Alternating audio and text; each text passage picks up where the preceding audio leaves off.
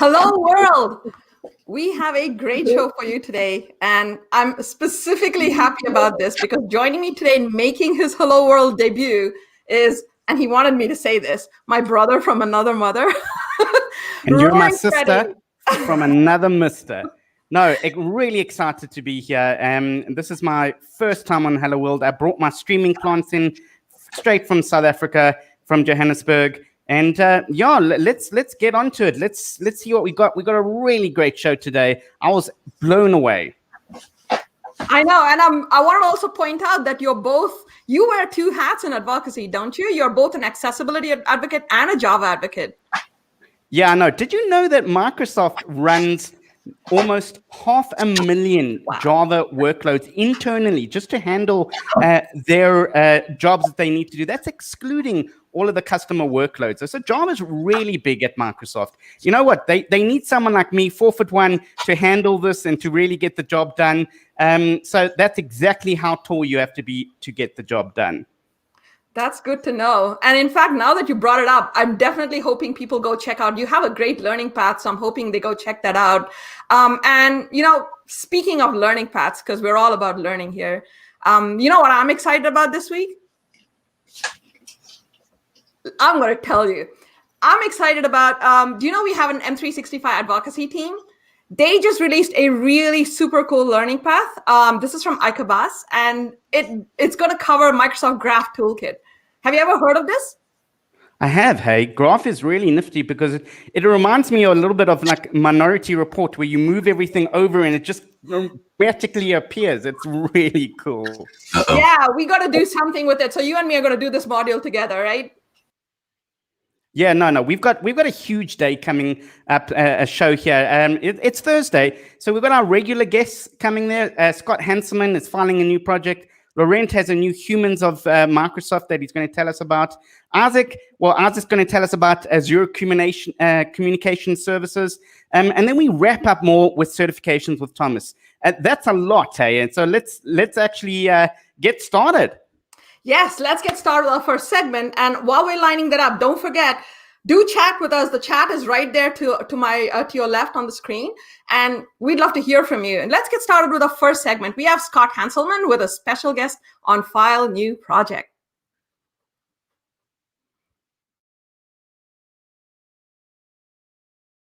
Hey friends, I'm Scott Hanselman, and this is File New Project. I'm talking with early and career developers about the stuff that they're building, how it makes them feel, and what the future holds. And today, I'm talking with my new friend, Rutha Nagusa. How are you?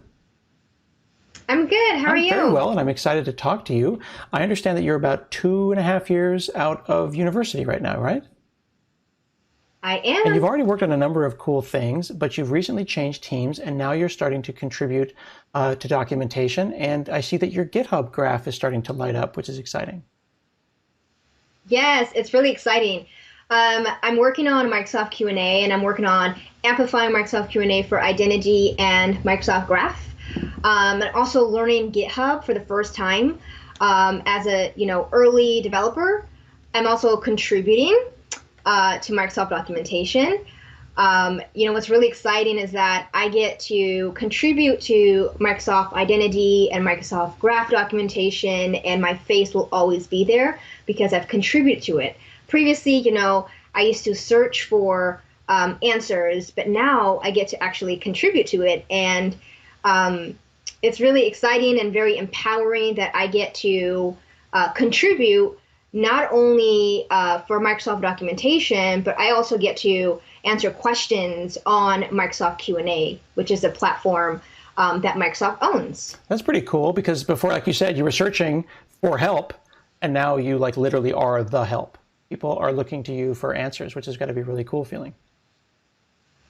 Yes, and as part of the developer care team, my team is there to ensure that developers are having a really great experience and are very successful. And so, we actively are answering questions on Microsoft Q&A, and also updating our documentation for identity and Microsoft Graph. And you mentioned that your face is there, like your little avatar appears on Microsoft documentation, because when you contribute to GitHub, all the documentation is open source, it shows up on Microsoft Docs, and all the contributors are there as well. So there's some time-shifted Rutha that's like 2 years behind you searching for some help, and then they find you, and they say, hey, I could do that. I could get involved in open source. I could do documentation and write some code as well.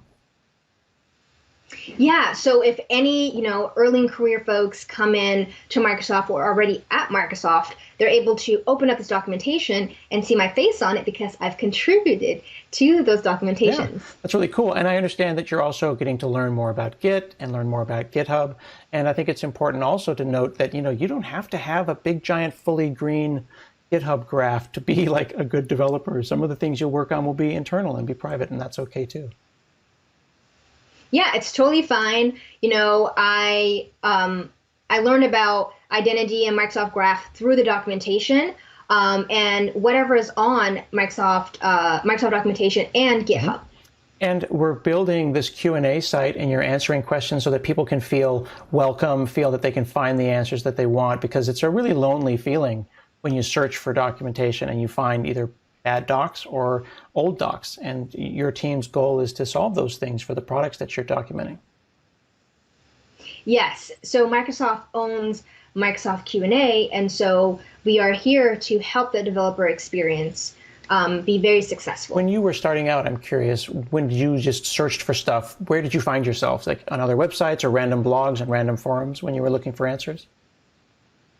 Yeah, I would just, search just actively just to look for documentation or any questions that I had around GitHub or any developer questions, and now we have Microsoft Q&A, which is such a great community to be part of, and ask questions and answer questions, and we have really great folks who are actually working towards answering questions. So previously, I used to search a lot, but now we have documentation that I've contributed to, which is wonderful. One of the things that'll happen later that I'm looking forward to hearing about from you is at some point in your life, you're going to search for a question, and you'll been in career 5 years, 10 years or something, and you're going to find your own answer. The longer that you're out there putting good stuff into the internet, the more you're going to be likely to bump into your own past self. And I'm looking forward to when you get to see that, not only helping other people, but helping your future self as well. We've been chatting with Rutha Nagusa. He's early in career, and we're on File New Project. Bye-bye, everybody. Wow, that was really interesting. We've got our next segment here, and it's our favorite Azure and tips and tricks correspondent, Isaac Levine, and he's live on the street with some really great news. Isaac, can you hear me? Are you there? Hey, Rory, that's right. Isaac Levin here, live in front of Azure headquarters right behind me, and I have a new tip coming to the theme, continuing with the theme of last week's tip where we did Azure Communication Services. That sounds really interesting. Let's hear it. Awesome. So let's run the video. So continuing on from last week's part 1, go to the Created Azure Communication Services resource in the Azure portal. To implement SMS, aka a text message, we first need to get a phone number. I do that by clicking Get. Now I indicate that our app will soon send SMS messages. Now I select a toll-free number, I add some features, and boom, I'm done. I can select what kind of the toll-free number that I get. I can place the order, and here's the number that I have. It's a US-based number, and I can still change its features if I want to. So now, after we have set up our SMS toll-free number, we can go into Visual Studio and we can open up the ASP.NET Core app that I created in part 1.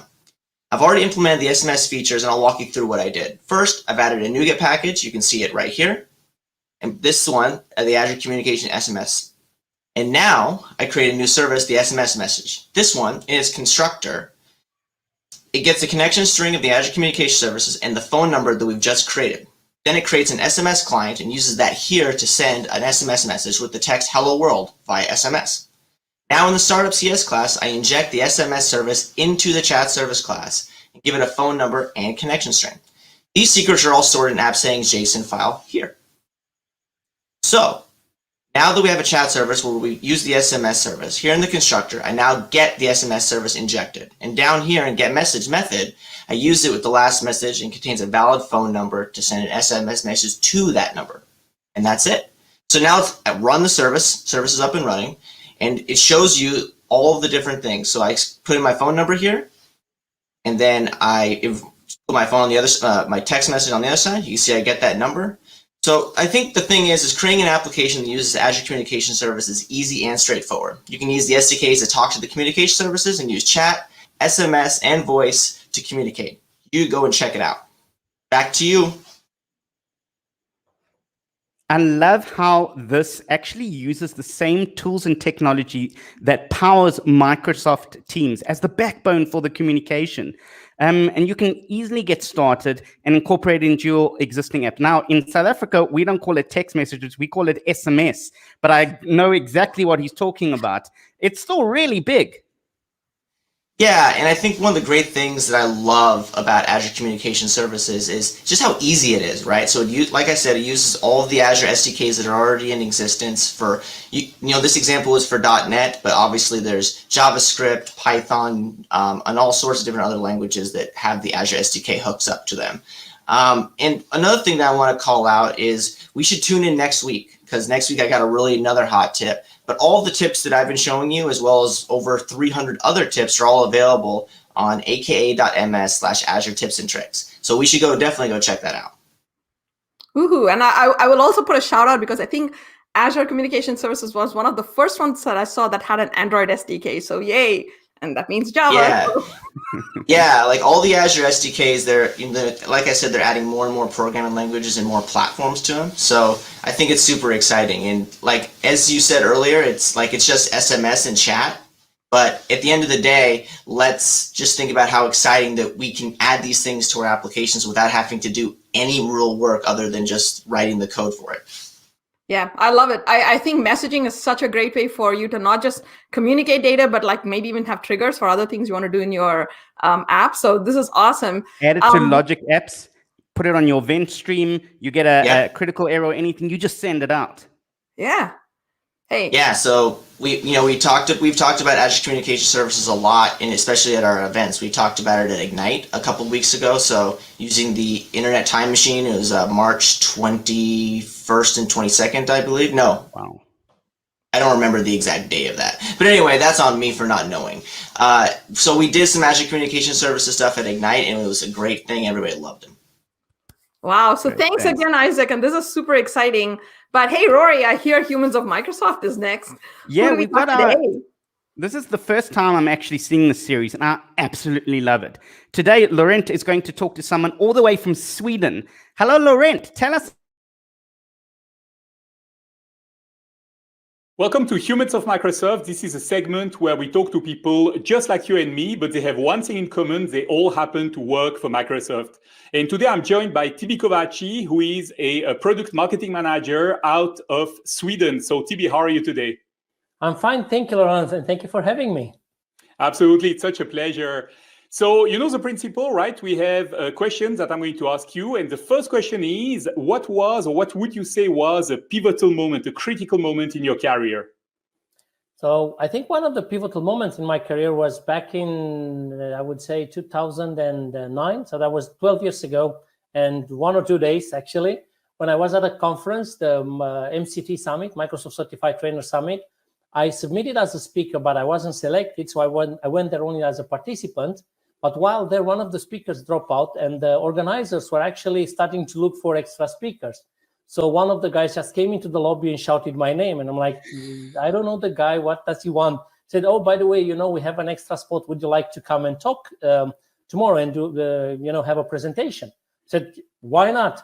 And I asked, what time? Oh, it's actually the first slot in the morning. And that was happening around midnight. And like every good speaker, I have done no preparation whatsoever. I just went on stage.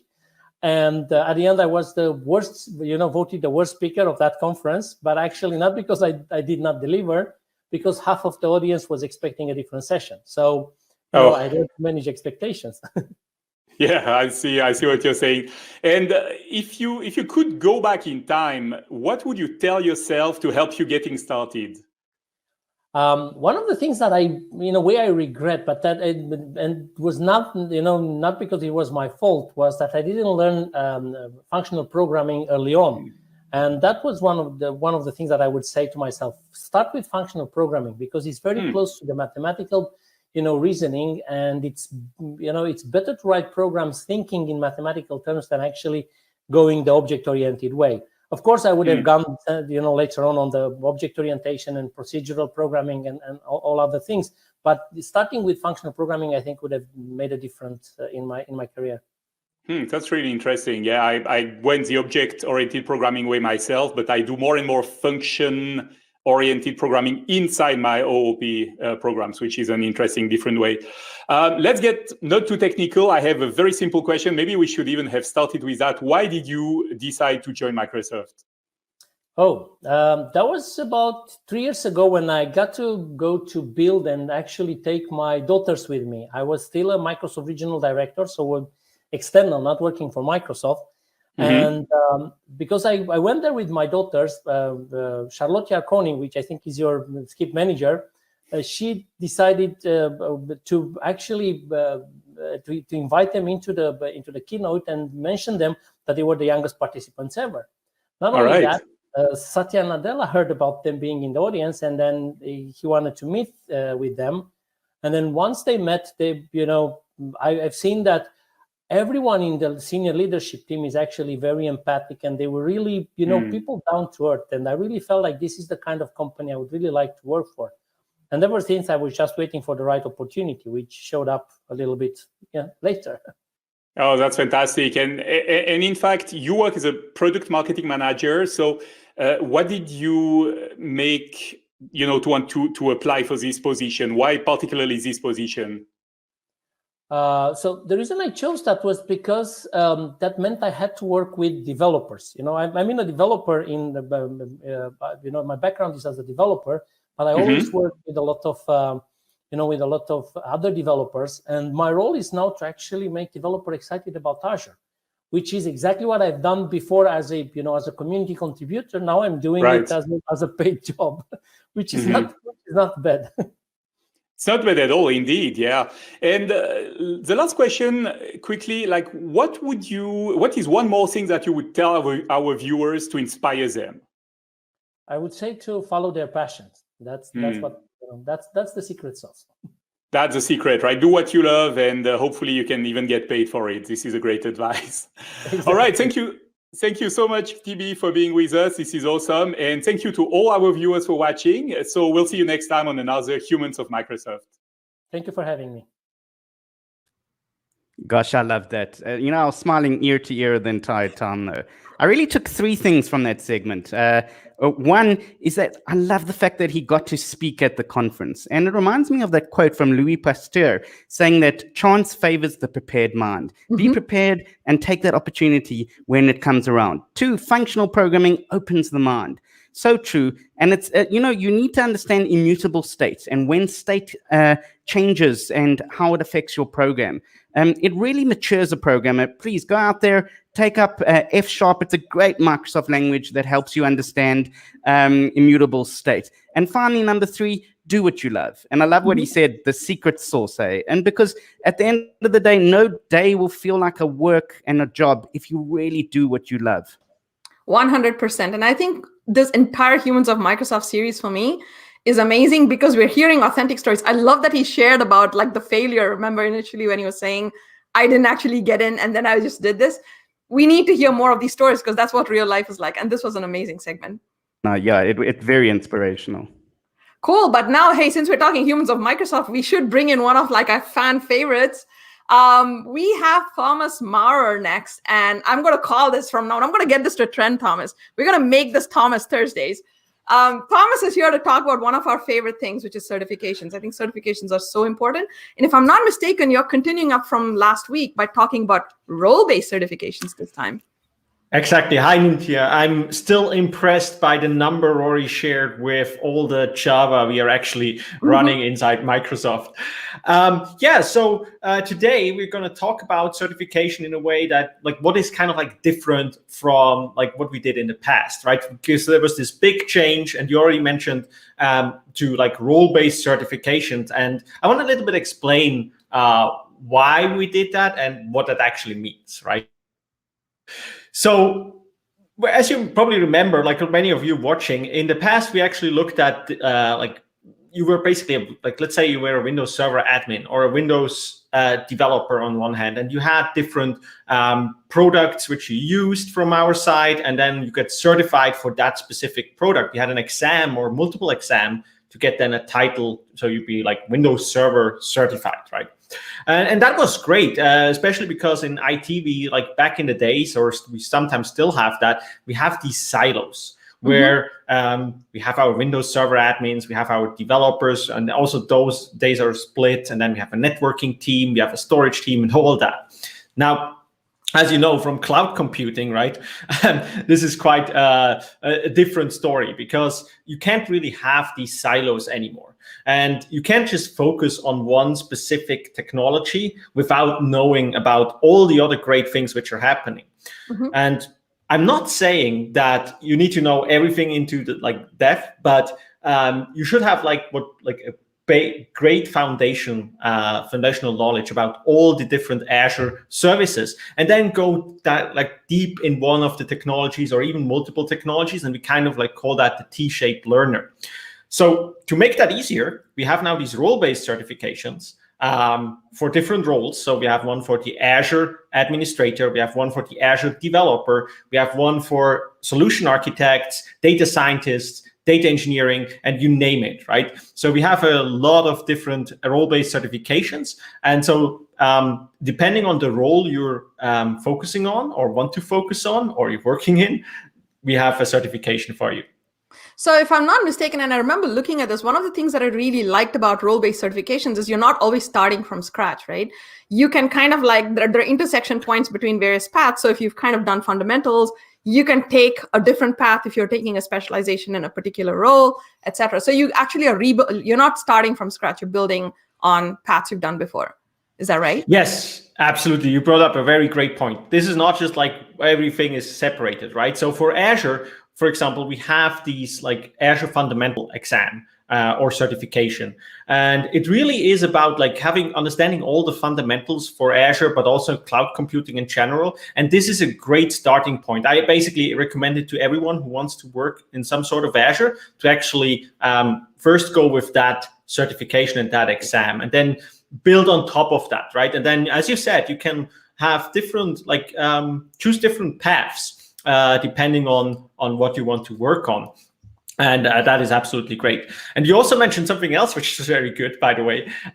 We still have these specialized certifications, right? For some parts, for example, like SAP on Azure or Azure Stack Hub administration, we still have these like kind of like focus or scenario certifications or exams. So you can like take an exam if you're like working, like you're probably an Azure administrator or you're an Azure developer, but you're also working with SAP, you can take that specialty exam as well. This is super cool. And I love the amount of work you've put into all the guides. So huge shout out. You should follow Thomas Mara if you're thinking of certifications, because I've learned a lot from him. And I think we'll have the links to those in our show notes as well. So thank you so much, Thomas. And I'm super excited because like Rory's having a great first day, right, Rory?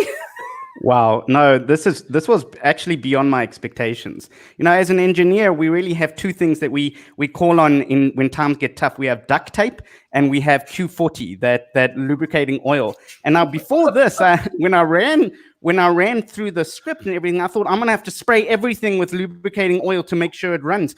But everything runs so well because at Microsoft there's such a huge level of compassion and understanding and empathy around everyone's roles, and they just fit in. It's like a cog that fits in there, and then you just spray that oil there, and it just kind of works together, and it just runs so nicely. Yeah, I think this is super cool. So we've got to like read up on everything Thomas does and make sure we like hassle him about certifications next time. But I think we're kind of like running towards the last 5 minutes of the program. So Thomas, stick around. We're going to try to bring you back in just a bit. So we want to talk a little bit about CTAs. But I want to take a couple of minutes to just ask Rory. So Rory, how has your first day been? And like, is there anything that stood out to you? You told me so many stories before we started. Yeah, no. First of all, I would like to shout out to the Java and Azure team. You don't realize, but there's hundreds of people at Microsoft right now that are really making wondrous experience for Java and Azure. We got the Azure Spring Cloud, we've got the app services, we've got Kubernetes, and it's a huge endeavor to the men and women out there who are making the developer experience. We've got Visual Studio Code, and I fall in love with Visual Studio Code every day. There's a new feature, and there's just a wondrous experience. And it all comes to fruition when you see the people who presented today, and they bring it home, and they're out in the street, and they really kind of show you the compassion. And it is the secret sauce to what makes Microsoft special, because you've got developers building tools for developers and making such an experience and a wondrous experience. And this really is summed up in Hello World. It's the first line of code that everyone writes, and it's the first little bit of stream that you should watch. Yeah, and speaking of which, maybe we could bring back our guest one last time to talk about stuff before we wrap up. So Isaac, are you still there? I am still here. Thank you so much for bringing me back. Super excited. Rory, that was a stellar statement. I love it. I love it. The first line of code you write. Shout out to Rory's first day, because I think he killed it today. Well, yeah, that's a clap for Rory on his first day. But I'm going to shamelessly self-promote because you put me back on camera. So everybody should go to aka.ms/Azure Tips and Tricks to learn all those great tips we're doing. We have some stuff, in Rory's wheelhouse we're talking about. We have some Java stuff. Maybe one of our next tips will be Java just for you, Rory. That's great. That's and shout out to the incredible production team in the background who are making this happen.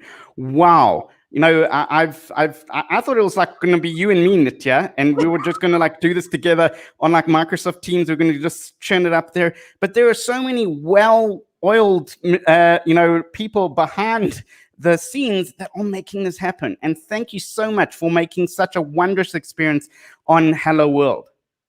Yes, and I think we have Thomas as well that we can bring back and just kind of like, yay, now we have the whole gang together.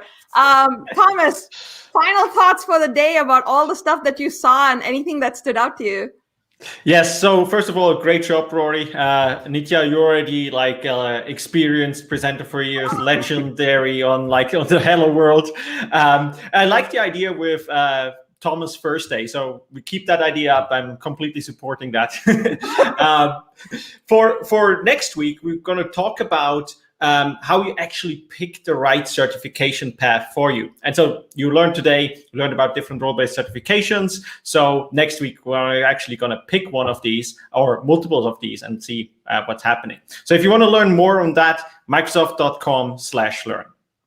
Oh, that is awesome. And I'm going to take just a second to give a shout out back again to the 2 learn paths we brought up. Rory had a Java learning path, and then we had one on the Microsoft Graph Toolkit. I think these are incredible resources. We definitely should try it out. And Rory, I think we are at the last minute. So do you want to close out by kind of with our own CTAs? Yeah, no. So first of all, accessibility at Microsoft, it isn't something that we just say. We live accessibility. Every time we take a product or a website live, we make sure that it's accessible with WCAG 2.1 AA compliance, and this is dear to us. Our leader, Satya Nadella, really kind of said it in the beginning that we empower everyone in every organization to do more. And it means a lot to us, though. So you can follow that link there and learn all about how Microsoft empowers everyone to do with accessibility. And get those badges on Microsoft Learn. It's something to, shout up from the rooftops. When you go through the Java Learn path, the C# Learn path, all of those different Learn paths, you get a badge, and you get some points linked to your profile, though. And that is really, that with your GitHub little green graph, that's the next CV. And it means a lot because it means to show the developers and people that you take yourself, your career, and what you're doing for a living seriously. And it's a great way to partner with Microsoft in your career. That was awesome. And I think we're about to roll out. So just want to say one last thing.